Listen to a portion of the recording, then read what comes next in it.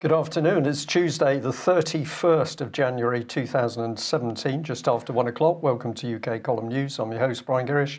With me in the studio, Mike Robinson. And we are delighted to be joined today by Mark Anderson, truth hound, and he tells me coffee addict. But we'll question him more closely on that in a minute. We've got some pretty appalling weather across the country. Most people reporting moist, grey, damp and unpleasant. But things are hotting up in Trumpton, I believe, Mike. Is that correct? Yes. Well, as we mentioned yesterday, Donald Trump establishing new vetting measures to keep radical Islamic terrorists out of the United States. We don't want them here, is what he said. Here is the presidential executive order, or is it? Because in fact, this is a presidential executive order, but it's not Trump's. It's Obama's from 2011, and it says presidential proclamation, suspension of entry of aliens subject to United Nations Security Council travel bans and International Emergency Economic Powers Act sanctions. So we've seen all this before. There's nothing new about it.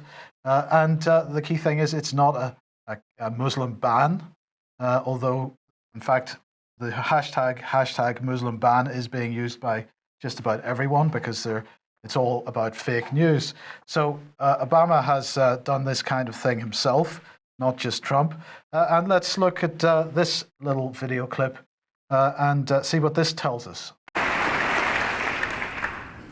All Americans, not only in the states most heavily affected, but in every place in this country, are rightly disturbed by the large numbers of illegal aliens entering our country. The jobs they hold might otherwise be held by citizens or legal immigrants. The public service they use impose burdens on our taxpayers. That's why our administration has moved aggressively to secure our borders more, by hiring a record number of new border guards, by deporting twice as many criminal aliens as ever before, by cracking down on illegal hiring, by barring welfare benefits to illegal aliens. In the budget I will present to you, we will try to do more to speed the deportation of illegal aliens who are arrested for crimes, to better identify illegal aliens in the workplace as recommended by the commission headed by former Congresswoman Barbara Jordan. So it's all right for Obama and it's all right for Bill Clinton to discuss these issues and pass presidential decrees on these issues, but it's not all right for Trump. So there's a certain amount of hypocrisy there. But here we've got The Guardian saying Saudi Arabia and Egypt are excluded from Trump ban. Why? And they speculate that perhaps it's because Saudi Arabia and Egypt are places where Trump does business. In fact, this absolute fake news agenda item, openly, overtly discussed by The Independent, Muslim majority countries where Donald Trump does business, left untouched by the travel ban. So what is the truth here? Well, it's a 90-day suspension. It's not a ban. It's a suspension of entry for people coming from 7 countries: Iraq, Syria, Iran, Libya, Somalia, Sudan, and Yemen. And of course, most of those 6 out of those 7 countries are countries where ISIS is active or has been active. And Iran, well, we know that Trump doesn't like Iran too much in any case. But in any case, these countries were not listed in Donald Trump's executive order. That list of countries came from some legislation that was passed in 2016 under Obama. So this more fake news suggesting that this is Trump and his right-wing chicanery. Mark, we can talk about this in a second, but here we have the other piece of fake news being pushed out. In this case, you give me this item from Senator Bennett saying that basically, this is preventing refugees coming into the country and so on, and it's the end of protecting refugees by the United States. Well, what is going on? We've got the lie that it's an absolute ban. We've got the lie that it's the end of refugees coming to the US. It's absolute fake news, but perhaps Foreign Policy magazine gives us a clue. The headline on this is "The Father, the Son, and Donald Trump's Holy War: How Trump's Muslim ban is creating a minority where there was none before, making all Americans choose where they stand." So, this perhaps gives us a clue. We're creating a minority, and this is something that I know you've hinted at several times in the past, Brian, that the Muslim community was to become the new Jews.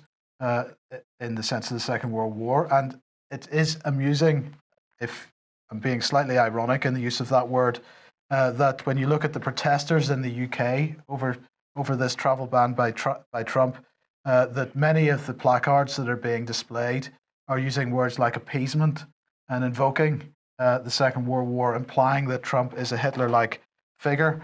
Now, if we look at what's going on in the UK here, this is the petition. It's a couple of days old now.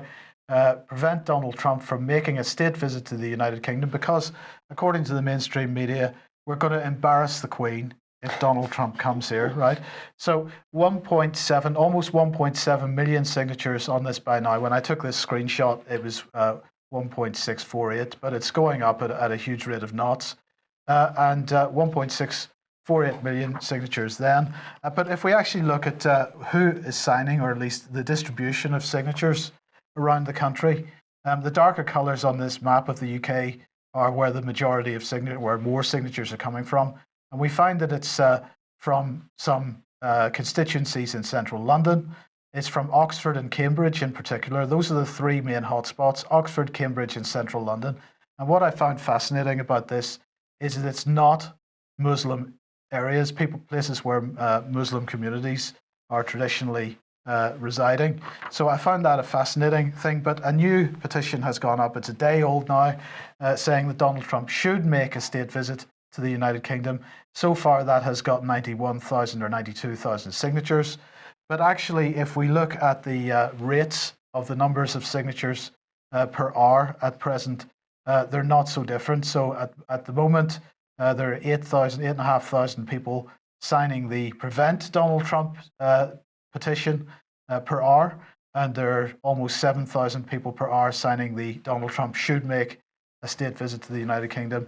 And Brian, Mark, what this says to me is that the agenda here, and if we start with you, the agenda here is division, purely division, because Obama and Clinton before have used similar language. They've done similar things. What's the difference? The difference is the media is producing fake news stories to drive public opinion. I think it's just obvious, Mike, to the extent it is getting difficult to know what else we have to put out as a media source, UK column, in order to show people what's happening. But everything is division.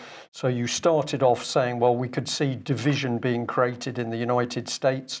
And then you look at what that petition is doing, and the counter petition in Britain, that is dividing people, polarizing people. And all of a sudden, it's as though the liberals in America and the liberals, using that term very loosely in UK, are the ones protecting the Muslims. But where were they when Libya was being bombed to pieces, Syria was being bombed to pieces, Yemen still being bombed to pieces, or Iraq? Where were the petitions to protect the Muslims? So these things are driven. I would imagine that if you've got centres like Cambridge and Oxford on the map, this is money coming in, possibly even British government money through the Department for International Development itself, or the Foreign and Commonwealth Office. Soros must be in there somewhere, but this is about getting people at each other's throats, because while people are busy squabbling over the so-called Muslim threat, and no doubt there'll be a bit of reaction to that comment, but I'll add more in a minute. While they're squabbling amongst each other, the government can drive through whatever policy it wants. Mm. And before we hand over to you, Mark, I'll just say I'm going to be talking about the BBC specifically a little bit later in the news, but the BBC as a media source so dangerous to homeland America. I don't think many people in America realise just how dangerous the BBC is in its reporting on American affairs. Mark, what are your comments on this? Covering the Senate floor yesterday, Senator Tom Cotton, an Arkansas senator, he mentioned, and this goes hand in hand with what you were saying, guys. He said it's not a ban, it's a 3 to 4 month pause temporarily from countries with very weak constitutions or who sponsor terrorism. Now, that was Cotton's take on this. not my opinion. I'm speaking strictly of what was said. And he went on to say, post Obama, that a temporary pause for security reviews is sensible, as, according to Cotton, it was also sensible for France around the time of the attacks on France. But he added, Senator Cotton added, where were the tears when Obama overthrew Libya and then didn't follow through there? And then other senators, such as Senator Dick Durbin out of Illinois, went on to make a weird mixture of statements. He added, quote, overwhelmingly, these Syrian refugees are victims of years-long war, escaping the deadly war of terrorists who've ravaged that country. And this is emblematic of what many on the Senate floor said. And the confusion stems from largely the media. And Republicans and Democrats are both speaking as if everything that's happened to Syria has nothing to do with what the U.S. military has done to Syria. So they keep talking about Assad is the devil and he's a bad guy and all these different things. But there's such hubris in the American look at itself, in its view of itself, in its foreign policy. This idea that America can do no wrong, the idea that the American military is just vacuumed clean of any sins. And so everything is somebody else's fault. They can't grasp and they will not say explicitly, and this is because of media distortion largely, they will not say that Syrian refugees and other refugees are leaving their home countries to go to Europe and in some cases to try to get to America because of Western wars on these Middle Eastern nations. This is the fact, and the fact that Aleppo has been largely liberated. These facts, covered up by the mainstream media, just do not percolate to the top. Then, therefore, the lawmakers will not state these facts. They will not base their policies on these facts. And so everything becomes this getting at each other's throats thing that you guys are talking about, this constant squabbling. And the root of it, the taproot, is that the media won't tell the truth, and these senators won't acknowledge it anyway. They won't acknowledge the Western complicity in destroying these nations and creating these mass migrations in the first place. They just won't admit it. They just won't acknowledge the truth. Mark, I'll come straight back in there if I may, because earlier this morning I spoke to the BBC press office. I was speaking about their reality check team, more on that in a minute. But at one point I said to the lady, well, of course, the BBC itself is not telling the truth. And she said in a very surprised voice, oh, really? Where? And I said, well, they haven't told the truth over Syria. They didn't tell the truth over Libya. They're not telling the truth over Yemen. And she then said to me, well, what in Syria? So I said, well, are you aware that the BBC itself had assets on the ground working to help stir up dissent against Assad? I said to her, did you know that was happening? And she said, no. And I said, well, go away and check it. So we've got a really dangerous situation where I'm going to stick with the BBC because BBC seems to have still this gloss of truth over it, which many of the commercial American stations don't. So the BBC getting into countries like Syria and very subtly helping to get the friction going, get the young against the old, get people who are non-religious against the religious people. We even had the BBC trying to encourage women in Iran not to wear the hijab, if that's the headscarf, if that's the right word, and saying, well, of course, if they don't wear it, they may risk imprisonment or even torture. But the BBC actively promoting it because this helps destabilize the countries. So it's not just American muscle that's doing this. This is a Western conspiracy where we're using media for the soft power, and then we're also using the military. And of course, we always call on the Americans because effectively Britain is in a very weak position from a military sense at the moment. That's an excellent point. It's pressure from below and pressure from above. Soft power on the bottom, the hard power, the military power on top, kind of a pincher strategy, if I understand it right, Brian. Yes, exactly.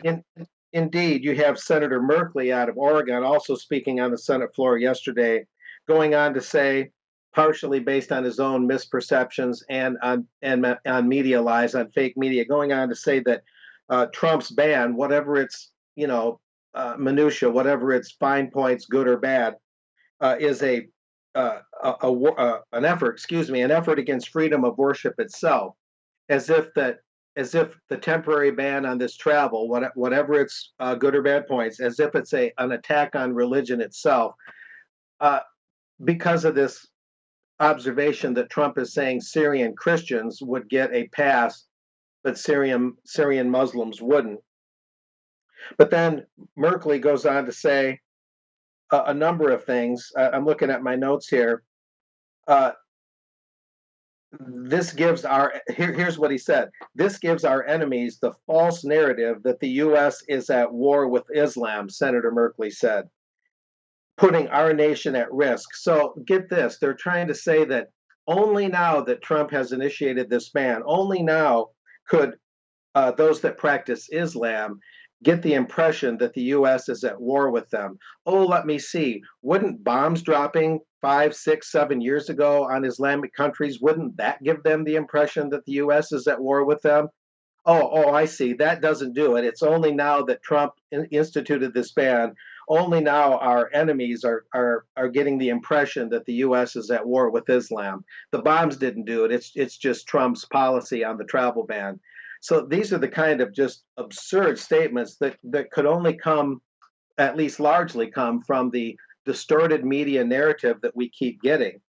And so on and so forth. I mean, I could go on quoting these things, but these are samples of the bizarre statements coming off the Senate floor that don't even really get to the heart of the how and the why of Trump's policy so much as they're just emotionally divisive statements that just distort the whole matter. And this stems, as I say, largely from the media just stirring the pot.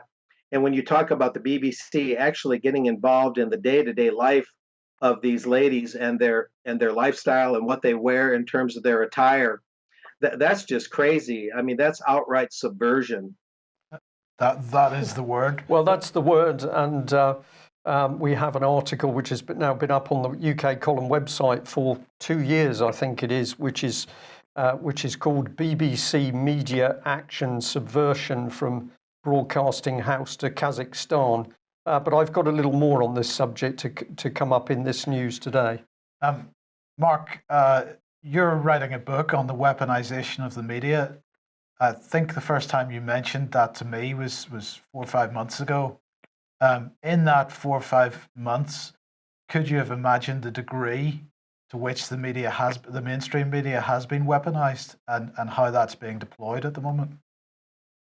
No, I could not have, which is why when I produce the hard copy, I'm going to have an online version that actually has new chapters added while others are subtracted. It's going to be kind of a living book, if you will, because this is an ongoing problem, the likes of which we can scarcely imagine. We have things like robo-news, where robots are being trained to write basic economic forecast stories, probably weather, things like that.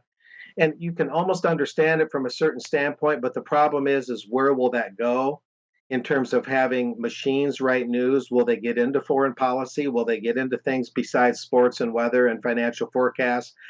And you even have things like that. But, you have these things by the BBC that you guys are describing, and you have this ongoing, unexpected places where the media plies its dirty trade. And of course, there's overlooked issues like when it comes to pro-life and abortion issues and the weaponization of language, which I've written about on my blog from time to time. It just runs the whole gamut of either things coming up that we didn't expect or things that have been going a long time, but we overlooked them. We didn't realize that the involvement of the media or the depth and breadth of its duplicity. So, yes, you're absolutely right, Mike. It's something that we're really just getting a big look at. We're finally getting a look at the whole, panorama of it. but new things keep coming up all the time that surprise even us, and we, look at these things every day. I'll just add into that we were recently given a pointer by one of our viewers towards recently released CIA paperwork, which included letters where a department of the CIA, the FBIS, was praising the staff of BBC Monitoring for their help on that particular occasion for providing help around the Iran hostage rescue incident. But of course, this is only a tiny glimpse of what was really going on, because of course the BBC was really set up as a propaganda machine and based in America during the Second World War. And what we're now seeing is a very, very cosy relationship, not only between the BBC and British intelligence services, that's gone on for years, and the British Foreign and Commonwealth Office, but we're now seeing the strength of those links back into the CIA. So you have this very, very dirty and dangerous link that the BBC is working with the very intelligence services who have clearly been helping to stir up some of this angst and wars, violence on the ground, and then they casually report it as if they've got clean hands. So I think we're seeing some absolutely vile stuff emerge. And yes, we've been very happy to say what the BBC is actually doing, which is to destabilize a nation state. The correct word is subversion. Yes. Right. Let's move on then. Mark, you wanted to highlight this article on the Iran nuclear deal. Is it dead or alive? This is by Pat Buchanan. Well, Pat Buchanan is saying that he hopes it's not dead. Trump's stated position on it is that he's going to give it a thorough review, and he's even told his more hawkish colleagues or allies in the government, especially in the House and Senate, that he's intent on redoing it. Some are wondering whether this is bluster. This article by Pat Buchanan can be read at AmericanFreePress.net. I encourage listeners and viewers to go ahead and check it out for details. But what it basically is saying is that there's a lot of good things about the Iran deal. It is people argue, one of the few relatively good things that came from the pen of President Obama. But of course, other nations are involved in this, not just the United States. So just like the TPP that Trump pulled the U.S. out of, Trump could pull our approval, I suppose, out of the Iran deal, but other countries were involved in brokering this. And basically, the question will become, once Trump gets his cabinet seated and gets through some of these other thorny issues, will the Iran deal survive as is, or will it, as Trump seemed to promise or seemed to claim, will it be rewritten or even torn up? You do have Iran being one of the countries from which travel is being banned right now under executive order. I think it's 137. And by the way, there's legislation on the Senate floor right now, Senate Resolution 240 by California Senator Dianne Feinstein, to try and rescind Executive Order 137 on the travel ban. That came up yesterday on January 30th on the Senate floor. We'll see what happens with Senate Resolution 240.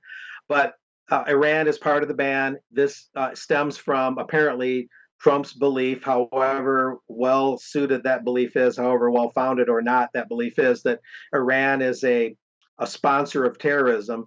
And this is an oft repeated thing. It's often said that Iran is this pervasive sponsor of terrorism, but I don't remember Iran ever claiming responsibility for blowing up a cafe or blowing up cars or something, or committing an outright explicit physical terrorist attack, certainly not in recent memory.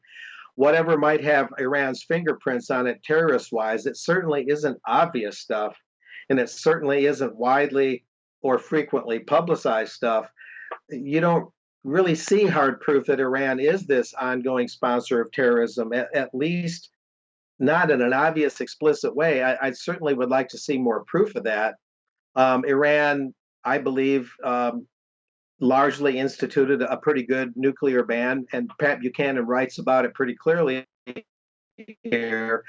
So it's just based on, is Trump trying to appease his hawkish allies in the government, or is Trump actually intent on tearing up that that nuclear weapons ban, apart from the fact that Iran having one nuclear weapon, which it does not have, hardly would constitute a threat in a world where Israel has unofficially 400 nuclear weapons, and the U.S. and the Russians have thousands.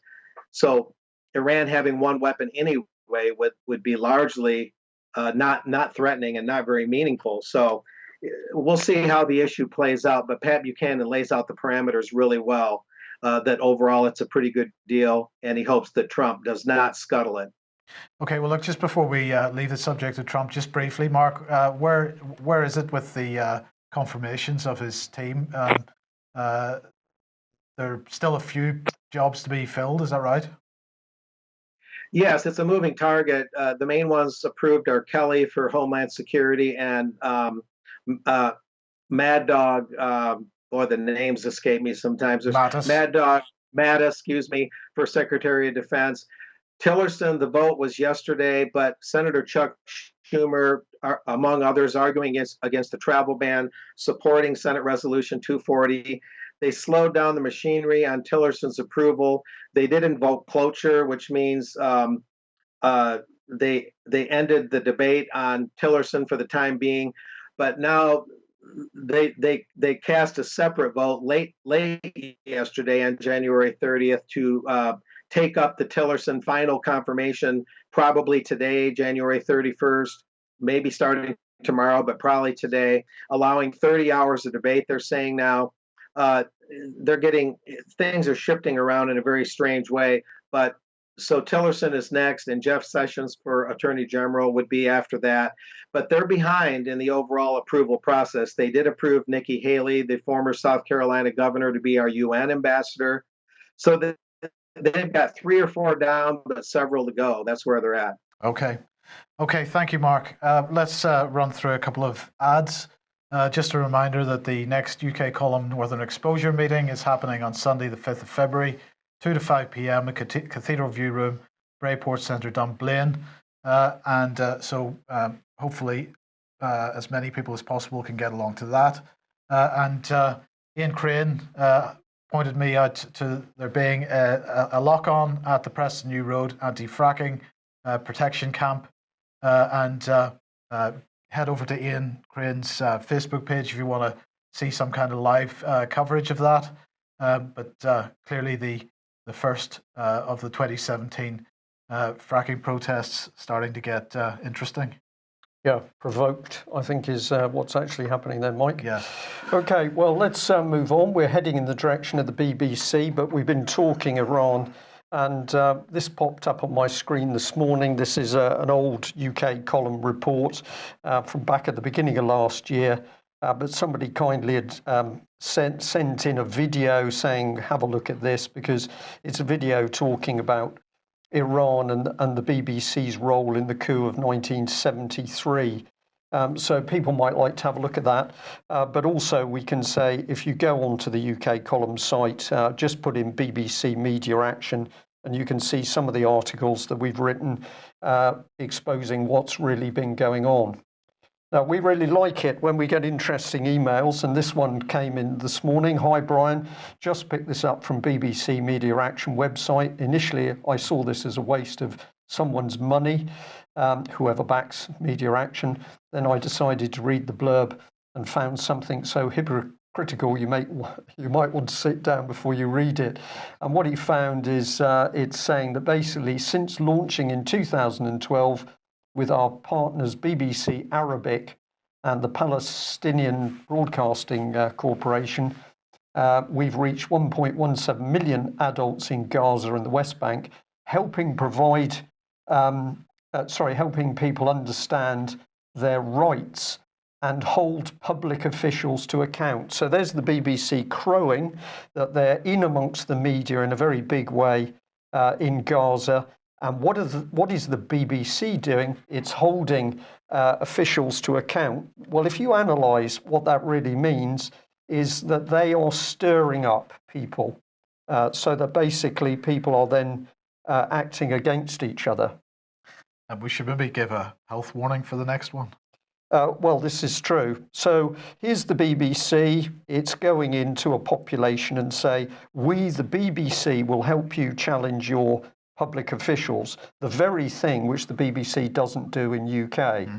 And this is the other technique of the BBC, is that they are going into these nation states, predominantly Muslim countries, throwing what they seem to think is prime Western culture into the countries. Now, I've chosen a very mild image here. Mike is wincing slightly by the side of me, but this is one of the milder images of Madonna at work. BBC thinks that this pop culture is the culture to be pushing into Muslim countries for the good of their society. And I'm going to say, Mark, this is so obvious now. There's no pretense that the BBC might not be doing it, because BBC's own material boasts that they're getting into Middle Eastern countries, predominantly Muslim countries. They are helping youngsters set up social sites, social media, talking about current issues, important issues like I've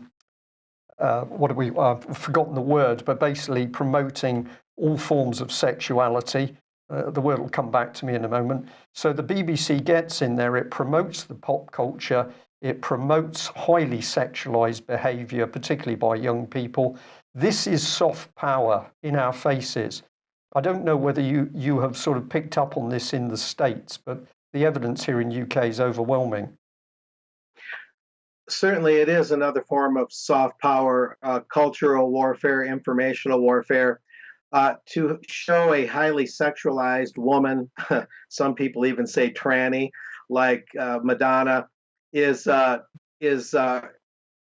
people don't realize what they're getting at when they do this, and it's something that runs very deep. It's the same reason that the Israelis, after they overthrew Palestine back in the late 40s, they and in the subsequent time in the late 40s, early 50s, they beamed pornography into the homes of those they conquered. And the idea was to overthrow the basic family fabric, to get the man over, the male of the household overly sexualized. It tends to pull apart at the seams of family integrity. This isn't just saying, oh, we got a cooler culture than yours, and hey, we're all liberated, and you're too stuffy wearing your burqas and all these things. This is something much broader and much deeper, to separate sex from procreation. It goes a long ways to undermine the whole idea of giving birth to new children, and to growing larger families, and to sexualize the male, and to make the home country look like it's backward. This is not to say that everything about the Middle Eastern culture is sterling and ours is just completely, decadent, but it has a long-range meaning, and it's part of the pornography culture. It's part of undermining the birth rate and undermining the very idea of what a family is and how families grow and become the bedrock of society. It really is that in depth. It really is that important. People just don't realize. They just see the surface appeal and they don't think any further. But it's a very deep cultural subversion. E. Michael Jones, a noted writer that I know from South Bend, Indiana, he's written on this. He can explain it very well, among others. Excellent analysis, Mark. I was distracted for a fraction there with the next slide, because brace yourself, here we are, the BBC now in charge of reality. Well, the BBC has said it's now the guardian, effectively, of truth across the World Wide Web. So I've now been going on their webpage, the Reality Check webpage. What I found this morning was article after article, which is simply the BBC giving credibility to Conservative government political agenda. Here was their attack on Corbyn, leader of the Labour Party. And let's have a look at the sort of thing they were going for. The claim down here, levels of inequality in the UK have been getting worse. That's what Mr. Corbyn said. And the BBC says, with its reality check, official figures suggest that income distribution has become less unequal over the past decade. So let's get that in big language so we can all read it. So this is the BBC pushing in its version of the truth. It's rather convoluted language, Mike, isn't it? Official figures suggest that income distribution has become less unequal over the past. So the reality check is not. There is no reality check. Well, suggestions. It's suggestions. We can demonstrate that. Let's have a look at the article. And the first thing I notice, of course, is it's anonymous.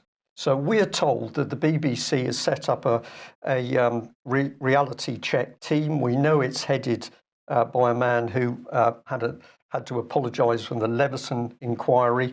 I phoned the BBC media team this morning. As I said, I tried to find out who had written this article. They didn't know, and they didn't see why I should want to know. So they're so enthusiastic and so keen to push forward their reality check, but nobody's prepared to stand up and say, I've produced this. Indeed. And I did say to the girl, was it produced by a computer? She thought I was taking the mickey. I was joking with her. But of course, you, Mike, have had on UK Column the article talking about computer-generated news across the world. Mark mentioned it a couple of minutes ago, yes. Indeed. So let's see what they say. So first of all, it's an anonymous article, and the BBC didn't want to tell us any more about that this morning. They then used the government's own statistics of proof. So we haven't got time to call those up on screen, but go and have a look at the article yourself. They then say, with respect to those figures, there are caveats around them. They're based on surveys. So there is a margin of error, and that is particularly difficult to get survey responses from people at the top end of the income distribution. Okay, so remember what they said initially. And then from 2006 to 14, there was a small increase in overall wealth inequality, with property wealth having the biggest effect. So they've denied it's happening, but in their own article, there's proof it is happening. Yeah. And so we go on. Department for Work and Pension figures include housing cost, because some of these figures don't. So they say DWP figures include housing costs. The difference it makes is that inequality increases 2013 to 14, although it's still below pre-financial crisis levels. So again, they give evidence supporting it. None of this suggests that inequality does not exist in the UK, or that it's not a problem, or indeed it's not worse than in other countries. But there is little evidence that it's been getting worse in the UK in the past decade. But they've just given that evidence. This is screwing with minds, yes, in an unbelievably devious way. This is not just propaganda. This is attacking it's creating cognitive dissonance in people. You read the headline, then you read the article yourself, and it is playing with your head. So if we come back to those claims and we put in just one bit of evidence that's in the body of the article, there it is. And what is the BBC doing? Spinning facts and distorting truth. This is utterly despicable stuff, Mark, and I wish we could get some of this in front of the millions of US viewers who are still mistaken enough to think that the BBC tells the truth. There is kind of a general. I'm sorry. There is kind of a general impression that the BBC is pretty truthful, pretty straight ahead. Not among everyone, of course, but among a lot of people. That's the kind of issue where you need a lot more information, and you need some very clear parameters on what you're talking about. The bottom line is always that due to the usury in the system, ultimately the interest charges, as all money is created as debt, the interest charges ultimately overcome the flow of money into the economy. So it becomes what's known as interest drain. And other factors play a role, of course. The system is non-self-liquidating. You never create enough income, and the production costs always pile up, and the prices pile up, and the debts pile up, always beyond what the money supply is. So there's always a general inequality because we don't have the purchasing power to balance production and consumption. Usury takes money out at a brisk rate. The money to pay the interest is never created. And ultimately, we lose more money than we gain in a debt-based money system. And so, there's inequality in that macro sense. But these microeconomics that the BBC is talking about, they're very imprecise. And as you guys pointed out very ably, they contradict their own narrative. Yeah. So, Mark, you've just given some proper analysis of what we should be talking about around inequalities. The BBC doesn't do that. Very quickly, let me just show you this. I found this on that very Reality Check webpage. It's a very sad-looking little chimpanzee. And what do I discover from this? I discover that the BBC is boasting that it's just finished a year-long investigation into the trafficking and abuse of baby chimpanzees. And it says here, the baby chimp ripped away from his family in the wild is the victim of a lucrative and brutal smuggling operation exposed by a 12-month-long BBC News investigation. Now, I've got a lot of time for animals and, of course, chimpanzees, very attractive animals to most people. But we have got no BBC investigation, and certainly not a year-long investigation, into the trafficking of children for abuse, torture and murder. So we've got this stunning hypocrisy. This is the man who put the article together. Now, I think this man's heart's in the right place. David Shukman from the BBC, he's done a lot of good work on animals. Where is the good work from the BBC over the trafficking and abuse of children? Well, of course, they haven't done it. And it's interesting that BBC investigation was done alongside Interpol. Interpol in the last couple of weeks released a news story where they said that they had identified 100,000 children who'd from child pornography images and whatnot. I wrote to Interpol and said, you identified those 100,000 children, how many convictions came out of that? And they said, we don't hold that data. So that information, the BBC investigation into the trafficking of chimpanzees, if listening to the radio discussion of it this morning, has resulted in more tangible results in prosecutions and so on than a similar investigation by Interpol into child trafficking and child abuse and child sexualization. Yeah. So we see where the priorities are for both the BBC and for Interpol, in fact. Indeed. Same BBC now controlling the truth. Somebody suggested that there was a truth ministry being set up. I'm going to say it's already here. It's called the BBC. Yes. Now, we're running out of time. So just briefly, Department for International Development, UK to boost jobs and trade for the world's poorest countries. Apparently, we're going to invest in economic development with the help of, which will help developing nations speed up their rate of economic growth. This is fantastic. We're going to spend over the next decade, 1 billion more young people will enter the job market, mainly in Asia and sub-Saharan Africa. So we're going to help with that. What are we going to do? We're going to build the potential for developing countries to trade more with the UK. So we want more trade. We're going to create economic opportunities in fragile and conflict areas where jobs and livelihoods are desperately needed. We're going to build partnerships with business, including small and medium-sized enterprises, to make it easier for companies, including those in the UK, to invest in markets of the future. That's good. Here's the one. Here's the kicker. We're going to work closely, this is the British government that is going to work closely with the City of London as it becomes the leading financial centre for the developing world. So, in fact, what we're actually going to do is we're going to rape and pillage, as we always have in the developing world. And it's all going to be about finance and not production and so on. Driven by soft power in the first instance, and if that doesn't work, then you bring in the heavies, absolutely, basically. Absolutely. So what did Priti Patel have to say about this? She's the International Development Secretary.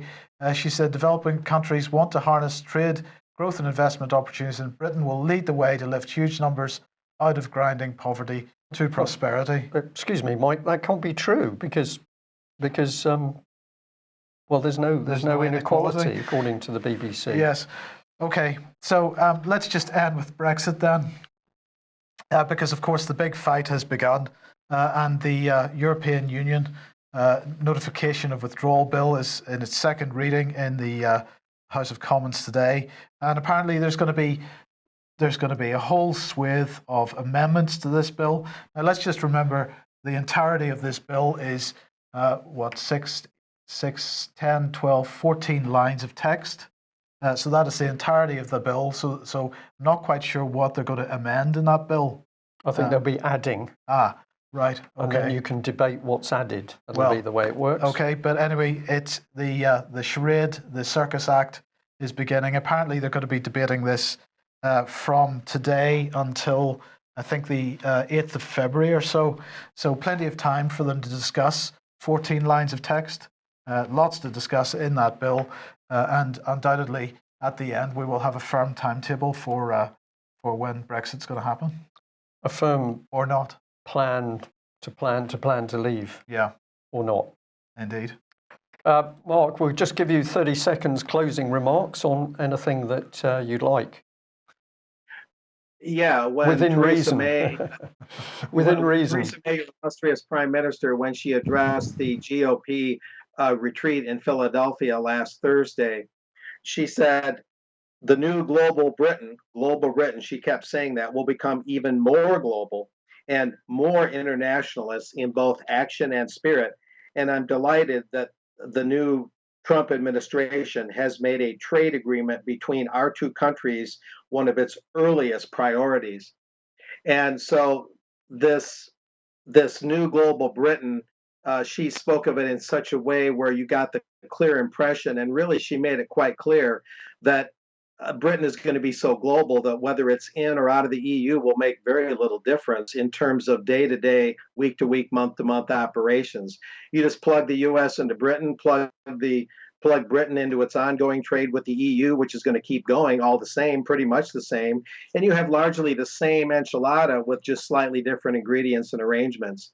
So her words to the GOP in their annual retreat in Philadelphia were quite revealing in terms of Britain staying the course in this global mindset, this global construct. Yep, brilliant. Thank you, Mark. Great summary. Well, we'll end on the note. We were going to cover an MP, David Morris, from Morecambe area. We will do that in the news tomorrow. He has this to say: as you will no doubt understand, it's inappropriate for me to comment on an individual case and imperative that we respect the independence of the judiciary and respect the judgment of the court. So there we are, an MP bigging up the courts because they're doing such a good job. Whether or not anybody appears in person, we'll be reporting on David Morris tomorrow. And what is that about? It's about the continued incarceration of Melanie Shaw. That's it for today. Thank you for joining us. We will be back at the same time tomorrow. Bye-bye. Bye-bye.